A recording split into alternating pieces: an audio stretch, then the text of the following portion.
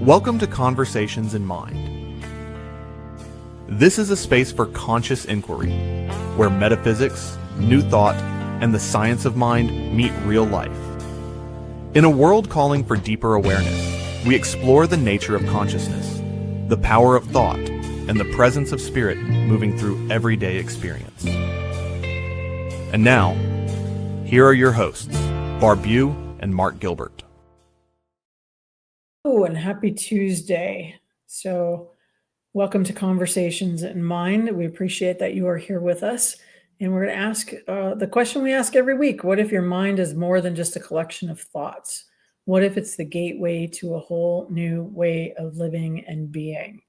I'm Reverend Barb. I'm joined by my friend, Reverend Mark Gilbert. And we come here to seek to demystify the study of new thought and to dive into the science and soul of consciousness. So if you're a longtime seeker, you're curious about the power of your own perspective, we'll dive into mind. And today we are going to talk about conscious relationships. Conscious relationships. Yeah, what is that? What does it look like? What does it mean? Can you change a unconscious relationship into a conscious relationship? I got all kinds of questions for all of us. And maybe a few answers from this side of the road. I know you do too. Yeah, well, so many ways. We say this every week, Barb, but there's so many ways we can go with this topic, and I'm just sort of curious which way we're going to direct it. Maybe we should start by talking about what we think a conscious relationship, what that means and what it is. What does it mean to you when you hear that term? So, well, I've been thinking about this a bit as we chose the subject, and I want to say again, like, we're not kidding. We don't actually plot this out and talk about what we're going to say ahead of time. So it's obvious by now. Yeah, right. We are winging it, right? Which might be good, might not be good. I don't know, but feels good. So to me, that's a big question. What is conscious relationship? Because first of all, what I realized is, like, I first started out going, well, this is all about primary relationship. Our partners are primary relationship. And then I was like, it's actually not. This is about our relationship with the divine. It's about our relationship with our friends, with people that we meet, how we meet. Relationship can mean so many. It could, conscious relationship. It can even be with our exes. Like, you do a really good job of that, like, in your life. So I would say, though, that at this point in my life, I would say that conscious relationship is something that we come to from a sense of wholeness and completeness and curiosity in what can be built between two people who are doing that together with curiosity and consciousness, and not with need and lack. Yeah. I like that. I like how you're saying that. And I would probably add, there's conscious and unconscious. And I think sometimes, and I like to sometimes use the words immature and mature. I think when we come onto the planet as a person, we don't necessarily have the skills to create, meaningful and deep and conscious relationships. We sort of model what we see the world doing, what other people doing, and we create relationships based on something that we really weren't taught, but we were taught sort of informally through modeling other people. And we don't often bring a degree of consciousness to it. We don't bring intention to it. We just simply say, oh, I'm supposed to have a relationship. Something in me says I want a relationship. I like this person, et cetera, et cetera. And we develop that. But it is more than just romantic relationships. I think most of the times when we talk about conscious relationships, people sort of overlay. And I think for the most part, conversation around that is about those deep, meaningful, personal relationships that you get with a person. But like you said a moment ago, it can be anybody. It can be, beyond that. It can be friends, acquaintances. We're in relationship with everything and everyone. And are we bringing intention to that? Are we thinking about what our desires are for the relationship? Or are we just winging it based on past things and who we are at that point in our life? Well, no, we bringing our unhealed stuff to the forefront all the time, because our unhealed stuff is going to come up in relationship. That's what it's for, right? But is that what we're leading with, or are we leading with a sense of who we are and our our own well-being. And the older I get, the more important it is to me that those things, that there's a balance in those things and not getting lost in it, but to bring a consciousness that says, I'm gonna bring the best of myself here, and I'm gonna ask you to bring the best of yourself here. And then the relationship is like a third party that gets built on that. Yeah, And that's that primary relationship idea again, but yeah. Sorry to step on your words there, but okay. But I think a week or so ago we did a talk about where we were sharing spiritual turning points in our lives, and one of those turning points for me was learning and moving from a state of being immature about relationships to a higher degree of maturity. And I think that I'm still growing and living and evolving in that. But I do recognize that my wife, Mary, and we've been together 20 years now. And I consider it a very conscious relationship because we set intentions and we talk about stuff, and we can get into the key factors of what makes a conscious relationship. But the point I want to make is I can look at this relationship that I've been in for 20 years and the beautiful way in which it's, in my mind, it's conscious because we bring a desire for intention for the best for both of us. Yes. But something you said a moment ago is that we almost look at the relationship as almost like a third thing that we've come together. There's Mark, there's her, and then there's the relationship of Mark and Mary in this relationship.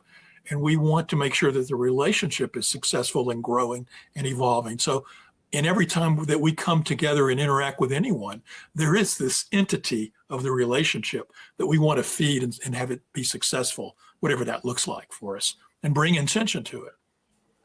And the only way to do that is to be learning, growing, expanding, curious in your own life and bring that then to this third party called the relationship. Because if somebody's not moving, not growing, what I've learned over time is that one person cannot carry both people. And okay, so I am going to be weird and step off the camera and close my window because the lawnmower people are outside. And I think probably we're picking up that noise, or are we? Only mildly, but if you want to do that, that is fine. Yeah, let me do that. But while you're doing that, I'll just, react and say that there's this aspect of me that looks back over the pattern of my life. And I remember moments where the only thing I brought to the relationship was my own desires, my own intentions to it. And although I think I gave lip service, in my first relationship, first marriage, to wanting her needs met, in looking back on it, I was a very selfish person. And I think but where I've grown and where I think my relationship with Mary is so wonderful is that I have brought a care and concern for her as a person and want her needs to be met. So I think one of the first steps in a conscious relationship is to recognize that both people that come to a relationship have needs, and those needs to be met. And that requires them being voiced, which requires open communication, which requires that you are authentic and speak up, that you not only care about the other person, but you are also caring about yourself, not in a selfish, egotistical, narcissistic way, but you also recognize that both of you have to be healthy and whole and bring a wholeness to the relationship so that third thing, the relationship itself, can develop to its highest level of wholeness.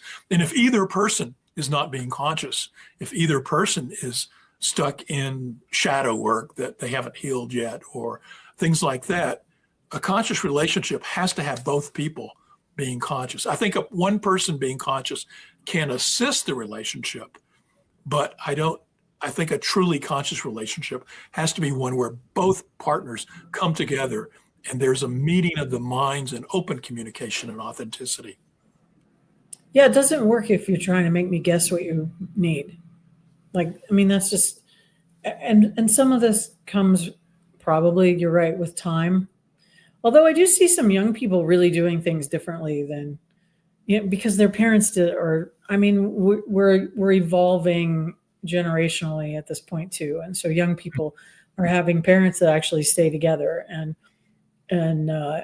who were functional or caring or, healthy. which a lot of us in my age group didn't have modeled, in any real way. So it's kind of an interesting evolution of things. But I do want to go back though to, this shows up everywhere in it's been kind of it's kind of interesting. I'm in this like interesting space in my life where I'm meeting a lot of new people, trying consciously to meet a lot of new people, because my bubble has been my old church community, and I love and adore those people, and I've been wanting to meet some additional people, have some other friendships, and coming at that from this place of yeah, this is who I am. This is the work that I've done. This is not like shrinking away from, the minister title or any of that. It's like, this is how I think, and this is what I'm doing. And I am having some of the most incredible conversations with people who are meeting at that place. Because I'm going, okay, I want to be here when I'm out in the world. And I'm meeting people who are also having this curiosity about what's happening in evolving consciousness awareness and evolving neuroscience and evolving metaphysics. It's really fun, like putting it out there in that way. And oh my God, I was talking to somebody, Darlene. I was talking to Darlene, who's we interviewed a couple of weeks ago and today. And she was like, yeah, Barb, it's like you ordered, you ordered the Caesar salad and you got the Caesar salad. What's the question? Like, oh yeah. The stuff that we teach, right? Right. So what do you think is different? What do you think about you is different that's allowing these relationships and these friendships and discussions and conversations to come into be? Well, I think that's an interesting question. So for me, I think I would say that I'm at a place in my life where I'm pretty clear that that's the kind of relationships that I want, first of all, and that I don't need to pretend to be anybody I'm not anymore. Mm-hmm. And for me, that came with, oh my God, I've been doing this for almost 20 years. I'm 62 years old. Like, I don't really have to care if somebody doesn't like it or me. I don't care anymore. Like, if we don't jive, it's okay. Yeah. You're a lovely human. I'm a lovely human, and we don't jive, and that's okay. Mm-hmm. It makes the jiving ones a lot better. And if we were to look back before the point of that awareness of not caring about whether you jive or not, or not caring to carry the relationship forward if you're not jiving, what do you think is different in you? Because before are you saying that you were sometimes limited yourself in relationships, or you allowed relationships to continue even when you felt like they weren't serving you, or? Probably when they weren't healthy, but also I think part of it is that for me personally, not to turn this into my personal therapy session in any way, I've spent a lot of my life worried about what other people think. Mm-hmm. Join the club. Yeah, right. It's the probably a part of ministry that's one of the hardest things is we put ourselves in this job where we kind of need to care what people think, and it gets in our heads. I don't think I'm alone in that, actually. It gets in our heads, and we're examining everything that we're doing and saying from the lens of other people, and having some time and some distance from that has allowed me to come into a place of, I can let some of that go now. Yeah. I don't know. What about you? Like, I mean, I know that you have some really great friendships, and you and I have maintained this thing for almost 20 years at some level, and it's evolved a lot recently. I think it's, Yeah. For me, I think that it gets back to that concept I was talking about a few minutes ago about an immaturity to a maturity. And I see it playing out in my relationships with friends. I see it playing out in my relationship or my marriage with Mary. I see it playing out in spiritual growth. And I think spiritual growth and the underpinnings of spiritual growth probably assist the relationships. But if I had to say there is one thing that I've sort of identified as an important aspect of moving from a sense of immaturity to maturity, it's a growing wisdom of the interconnectedness of everything. Yes. That all is one, that, that our existence transcends this material world. I'm always talking about us being, spiritual beings who are moving through a human experience, that we live in multiple realms at the same time. And sometimes that mindset of seeing, like, if I'm in relationship with somebody else, it's, sometimes relationships start with especially meaningful ones, with a physical attraction. So it's the physical world. But we know that when if the relationship is going to continue, there also has to be some mental attraction. There has to be some similarities in our thinking. And so oftentimes many relationships sort of stop there. Some just stop with the physical stuff. It can be a woman who says, I want to stay in this relationship for the security of the income of the man. Or it could be the man saying, I want to be in the relationship with a woman for the same thing, or because, they find each other sexually attractive or whatever, but they stop there. But I think there's a movement upward into where we also relate at the mental level. And that's where we can get into the common beliefs and ideas and desires for life, et cetera. And that's a good relationship if we can bring those two together. But there's a deeper level. And I think that's if we can bring the relationship into a higher mind or spiritual level type thing, where we bring spiritual intentions into it, the spiritual intentions to support each other in our growth, a spiritual intention that we're creating this third thing is the relationship we talked about a moment ago. And we're supporting each other in remembering their truth, returning to wholeness, because our whole lives are really about, we've been cast into this material world. We think we're separate and apart from everybody, but we're all evolving back to remembering the truth that we're one at the spiritual level. But we're still working and interacting in a life where we're in relationship. Everything is in relationship. And because we think we're separate and apart from one another. So what are relationships? Relationships are the interactions of things that think they're separate and apart from one another. That's an interesting perspective, actually. Yeah. I like that. Atoms and molecules and the trees and all the stuff in the room here with me, I'm in relationship with everything. And then when you get into a relationship with another person, then you can be unconscious about it.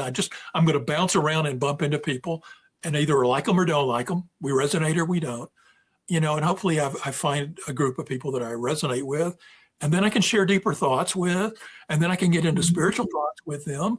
And when I can align a person who, that we maybe met in the physical level, but we've developed a relationship in the mental level, and then now we're spiritually connected, and we bring that intention. That's a true conscious relationship in my mind. We find a way to commonly move forward with one another and supporting one another, and even letting go in certain times, letting go of the relationship as well. Yeah. Yeah. And I think part of that too is coming to an awareness that part of that is allowing space for the other person to change and grow without trying to put them in some box that we started in. Absolutely. And welcoming that growth and change, as well as being curious about it and supporting it. But I think that we get into relationship a lot and we go, okay, it's got to stay this way. This is really good right now today. So it's got to stay this way. The way these are the rules we're going to operate by. Yeah. And so what if conscious relationship actually means that we take some of the rules off in some, maybe that's not the right word, rules. We just lift off the idea that somebody needs to stay the same for us. Yeah. That we're like welcoming of their growth and change and expansion into who they want and need to be or are called to be in the world in a way without jealousy and without, comparison and without scorekeeping. I've been the true test of a relationship. I've been in a relationship with people who like to keep score, and that is exhausting. Yeah. One of the true tests in my mind of a relationship is if you both have grown to a point where you see that the time for this relationship in its current form to continue cohabitating together needs to be let go of for us to go to the next level in our relationship, then we've come together and we've supported each other in the growth that we needed for this time. And now we need to support each other in the growth for that time where we're no longer apart. One of my spiritual teachers in the past said to me that relationships never end. They continue whether you're together or not. You're always in relationship with anybody, even people who you've, maybe had a serious or romantic relationship with in the past. But the true test is can you let them go and love them from afar? Everybody remembers and sort of joked about Gwyneth Paltrow and her conscious decoupling. But I resonated with it. I understood. I totally thought that was genius. And because what she was really getting at is what we're talking about here, is that they came together and they supported and grew together with a conscious intention. And at a certain point, they recognized that the next step for both of them was to continue loving each other, but apart from one another. Yeah. And that is a very hard thing. So many people now, they think it's a failure. We get divorced. Then they do it so acrimoniously that, they can't be friends afterwards. And it's sad, because if we truly recognize we're all one, why would I not want the best for everybody? And if I've been in relationship, in a loving relationship with a person, and it's time for them to move on to a higher expression in this lifetime, why shouldn't I support them in that and not be selfish and clinging to them or want them to stay in the box that I. Right. And back to what we talked about in the beginning, though, is that people have to be willing to speak their truth, right, and to tell the truth, and to be aware enough of what's going on within yourself to be able to be honest. And, because the only way to get there is without surprises, and good conversation, and to be real. And so is that possible? I mean, are conscious relationships really possible? Yeah, but I do think they call for the development of certain communication skills. That's been my experience, because we're not taught how to talk to other people or how to listen to other people. And really meaningful, deep conversation requires us to be able to listen to the other person without necessarily thinking about how I'm going to reply, so that I can understand what you're saying and really, truly get it. So there's a listening piece. There's also a part where I have to withhold and couch what I'm saying in a non-blame way. The typical way is like, Barb, you made me feel bad because you did blah, blah, blah. And so I'm putting off on you the blame for my feelings instead of being ownership of it. And so many people do that. They blame the other person for how they're feeling when they say, Barb, when you do X, I feel this way. I'm not blaming you. I want to acknowledge that. So those kinds of things are developable skills, which I think are very important for a relationship. So it's one thing to talk about and have an intention for a conscious relationship, but there are also some tangible skills that you can develop. And I think a good class in communication skills with listening, some of the nonviolent dialogue stuff, training like Marshall Rosenberg taught, are great skills for bringing to the conversation so you can talk to somebody else in a manner that doesn't raise the temperature. Instead, it lowers it. One of the blessings I know Mary and I have talked about in our relationship is that we both get angry at times. Everybody's going to get angry. It's only human that something's going to set you off. But what happens is, in a lot of relationships, and in the past and myself, is that one person gets angry, the other person gets angry. They see it as a blame, and it sort of ratchets up. And before you know it, you're wondering, how the hell did we get to this point where we're, so mad and shouting and saying things we don't really mean to each other? And what it calls for, and what Mary and I have found, is that when the other person gets angry, one person gets angry, the other person recognizes it right away. And so they sort of hold off, and they listen. Don't ratchet. They don't ratchet it up. They listen and try to hear what the other person is saying and let them blow off the steam, And so, and it can be either of us getting, angry and the other, but the other one immediately will go into okay, this is a big deal for them, and I need to let them get through this. And then we come back and can talk about it in sort of a rational, loving way. But if we allow our emotions to take over, it's gone.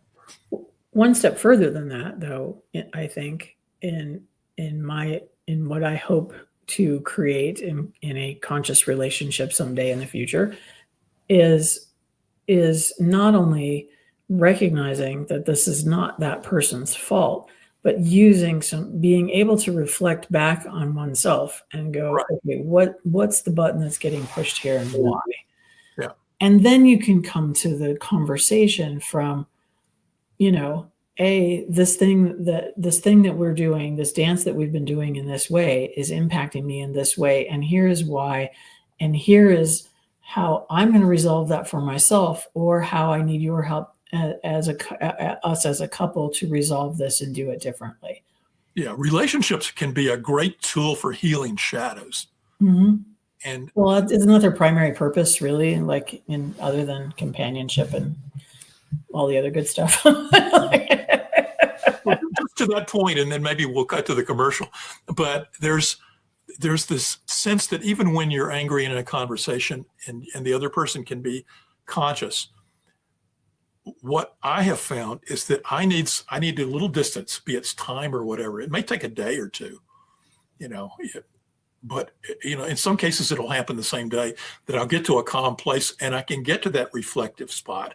And I go, what in me allowed that situation to push that button?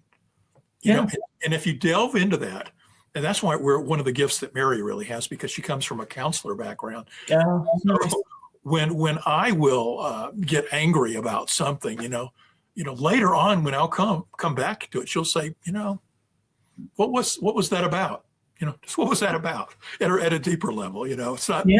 It's not about the story of the events going on here. There's something else, because when you can calm down and look at most stuff, you're going, why did I get angry about that? And it's usually that was a trigger for something deeper buried in you. Remember, Dr. Kathy Hearn always used to say, you can look at things and you can go, you know what, you might have pushed that button, but you didn't install it. So let me figure out the installation code and deinstall, right? Delete that app. Sounds like a good thing to do. Hey, we hope folks are enjoying the conversation here. I know that I am. What we'd like to do is to encourage you to support the New Thought Media Network, which sponsors this show. We would also like to remind you that if you find this interesting, to be sure to like it, share it with people that you think would benefit from it, and leave us a question or a comment. Any questions or suggestions for future topics, be sure to post them in whatever media you're watching this particular program. And to support the network, here's a brief commercial to remind you about how you can do that. We hope you're enjoying Conversations in Mind. This program is made possible by the New Thought Media Network, a nonprofit that's supporting conscious, spiritual media. If you'd like to support this work, just scan the QR code to make a donation. It lets the network know you like this show and helps them to continue bringing you this type of content. You can also go to ntmedia.org and click on Donate. Thank you for being part of the conversation. Now, back to the show.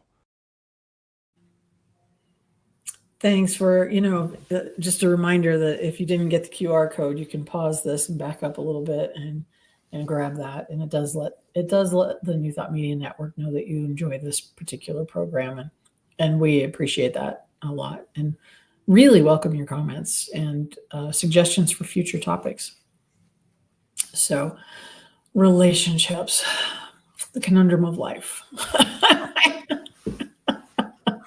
It's one of those places where I'm always like, it would be so many things would be so much easier if we could just be the guru on the hill, but that's lonely also. Yeah.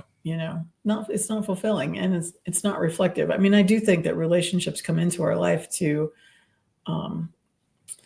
not only to create some fulfillment and connection, but also to reflect to us places for healing and growth. Because that's where it's going to come up, Yeah, the whole thing, baby, is about wholeness and growing and remembering our truth of oneness in the divine. And I think we've mentioned in prior programs, there's like a divine pattern in spirit that seeks you to move towards wholeness. And sometimes relationships And many times relationships are a key way to do that. And so it's almost like people show up at the right time to give you the right lessons for you. And it can be the person cutting you off that you don't even know who they are. You're in traffic and they cut you off and you go, oh, you get mad. And then you realize why you got mad, and you go through a whole thing about it and you learn something from it. But so you can turn consciousness into every relationship you have with everybody. Mm-hmm. Great. Oh, totally. Why is this person, what is the gift, or what is mine to give this person, or what is mine to give from it? Because every relationship is a flow of energy between the two people. And so there's a giving and receiving from both individuals in the relationship. And we're serving the other people that are attracted into our life as well. They have a gift to give, and we have a gift to give and receive from each other. So, so I think that we do attract the right relationships. We do attract relationships who have the lessons that we need to learn next in our lives. And sometimes they're just very brief relationships, and then the people go on. But we carry that relationship with us because we learned something. We grew something through that interconnectedness. We have many relationships of people who have passed on from the physical form that we still carry with us, and they're not in our everyday lives, but they're impacting us daily. And the question is, how can we bring conscious intention to it? And conscious intention towards what? Well, that's to growing to the best person that you can be, and growing back to wholeness. Leaving space for the other person to grow to the best person they can be. Exactly. Sorry, I totally cut you off, but like. No, you're fine. That's fine. You jump to the right point. I mean, because I think the reciprocity thing is really important here, because, it's really, we have been a movement of people who are staring at our own navels and looking at our own growth and wanting people to support our growth, and wanting everything to line up in some sort of idea of perfection to support our growth. And our idea of perfection usually doesn't include any hardship of any kind. And so when somebody does come into our life and they do push a button or two, then we just want to shove it away.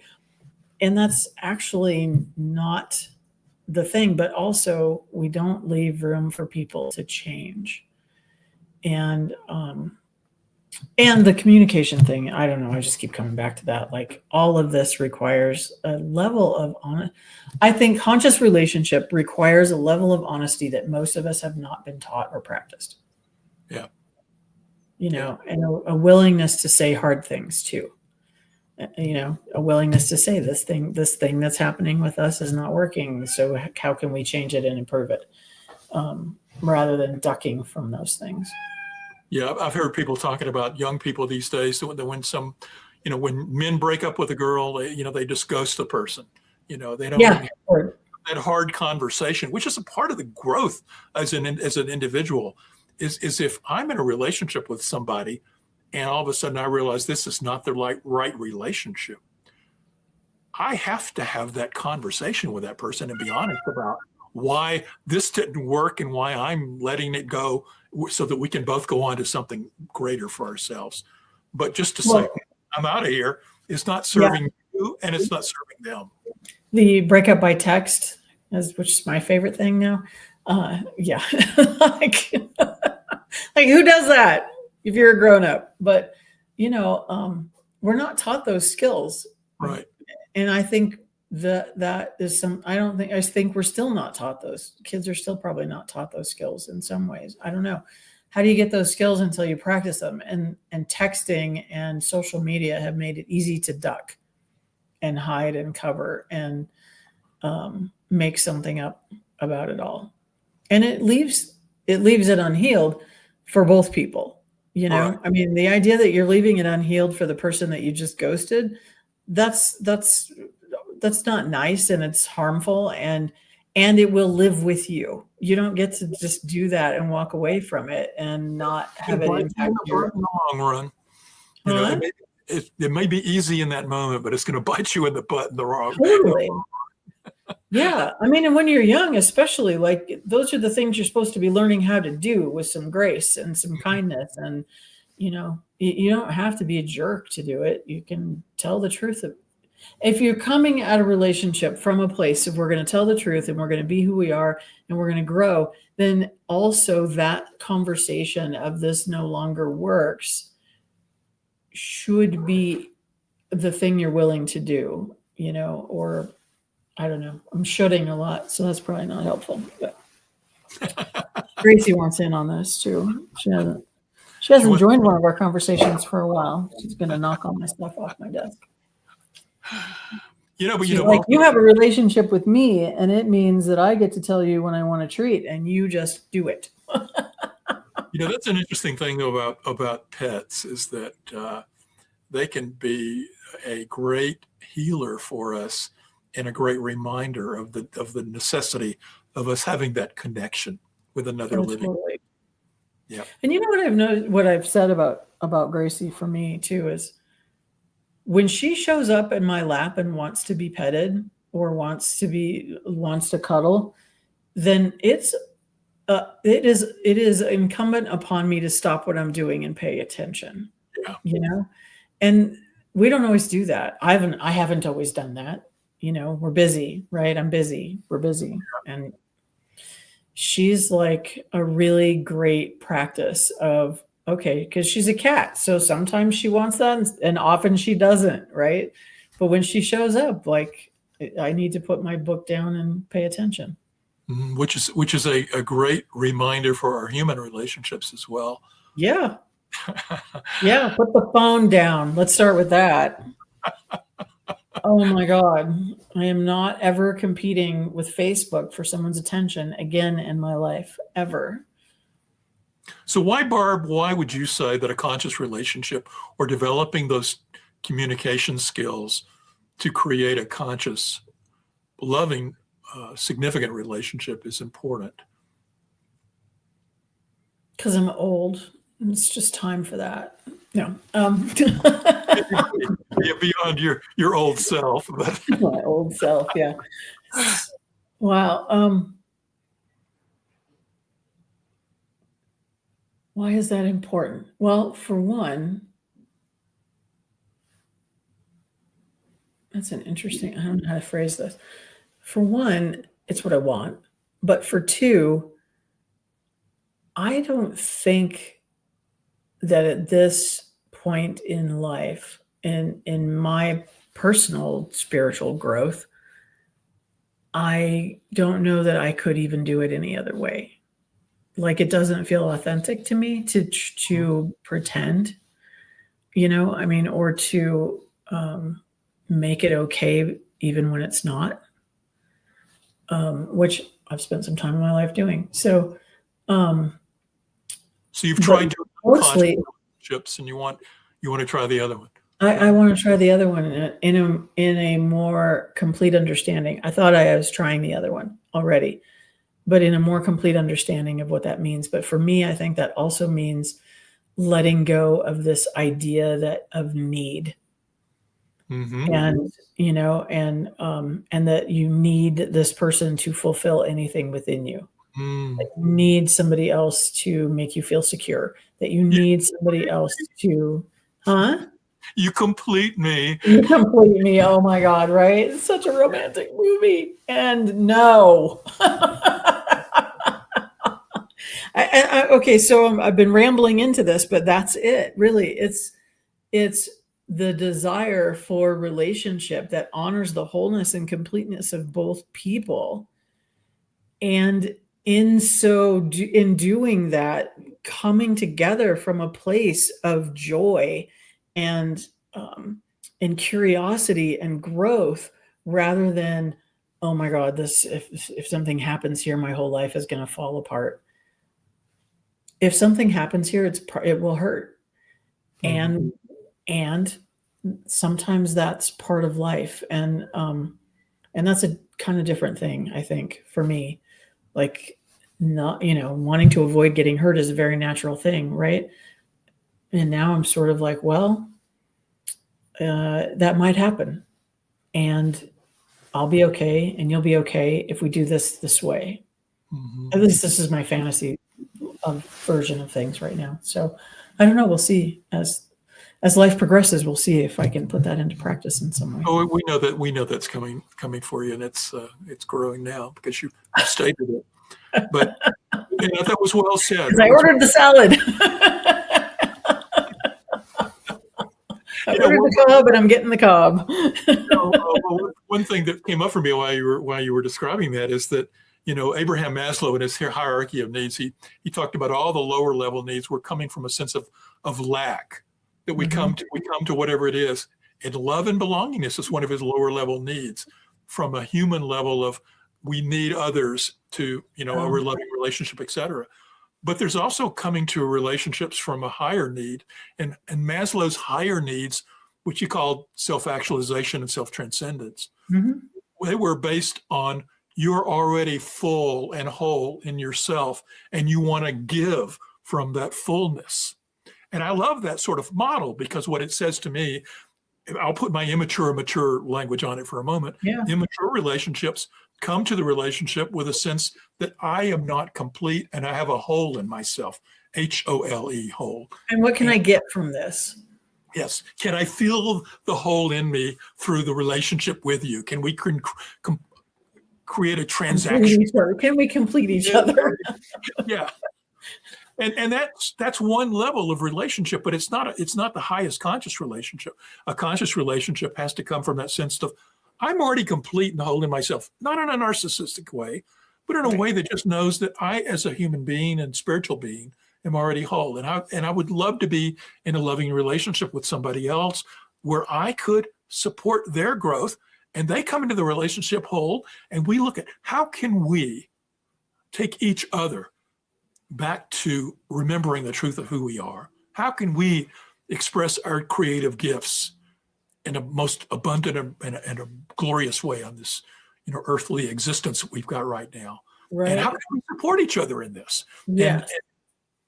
And to me, that's a conscious relationship where we come at it, we're not needing something from the other person, but from a total sense of complete wholeness, and bringing that wholeness as a gift to the other person. So again, that third entity, two whole people, creating something even greater, something more wonderful emerging out of the blossoming of two whole spirits. It's something to work towards. It's always a work towards, working in progress. We can talk about these things here on this program, and I know sometimes I get all wound up and talk like I'm not struggling with anything, or I don't have areas to grow. And I want to be very clear that what I'm talking about is what I see is the pattern that I've learned, and it's also my calling for my own personal growth, for the greatest expression for me as Mark. And it's something I'm aspiring to, and also see how far I've grown through this lifetime. Well, because what you spin from what you just said is, it takes, first of all, starting that way or beginning this idea, but you can't take your hands off of it, or your consciousness off of it, or your awareness off of it. It doesn't get stale. And that's on us. It's not on our partners to carry the load of not letting it get stale. We have to everybody has to bring that, and I don't know, more and more to me, it's like this overall curiosity about life and people and spirit and awareness and consciousness. Like, it's staying curious and staying curious about our partners, because it's really easy to put them in a box and go, yeah, we got that figured out. We know who they are, and then all of a sudden they're growing some other direction and we're blown out by it. Right. Yeah. So I want my wholeness, and I want your wholeness. Totally.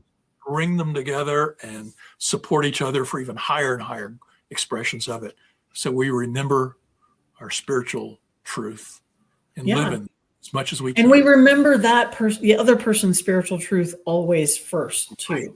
Yes. Like they are this divine human being, and we're having this experience together, and come at it from a place of that kind of level of awareness and respect and kindness and compassion, and keep on practicing.